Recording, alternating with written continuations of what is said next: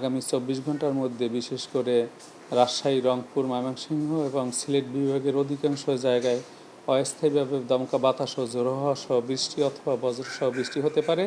তাছাড়া বৃষ্টি হতে পারে অন্যত্র অনেক জায়গায়। থেমে থেমে বৃষ্টিপাতের সম্ভাবনা রয়েছে। ইতিমধ্যে বঙ্গোপসাগরে বায়ুচাপের আধিক্য বেশি রয়েছে। এইরকম বায়ুচাপের আধিক্য যখন থাকে তখন বাংলাদেশে জলীয়বাষ্প সমৃদ্ধ বাতাসের যোগান বৃদ্ধি পায়।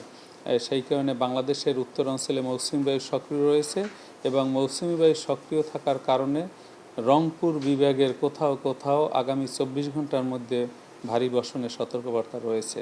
তাছাড়া আগেই বলেছি যে উত্তর বঙ্গোপসাগর বায়ুচাপের আধিক্য বেশি থাকার কারণে উপকূলীয় এলাকা, উত্তর বঙ্গোপসাগর এইসব এলাকায় অস্থায়ীভাবে দমকা বাতাস ও ঝোড়ো হাওয়া সহ বৃষ্টি অথবা বজ্রসহ বৃষ্টি হয়ে যেতে পারে। সেই কারণে সকল সমুদ্র বন্দরসমূহকে 3 নম্বর স্থানীয় সতর্ক সংকেত দেখে যেতে বলা হয়েছে। পাশাপাশি সকল মাছ ধরার নৌকা ও ট্রলার সমূহকে উপকূলের কাছাকাছি থেকে সাবধানে চলাচল করতে বলা হয়েছে।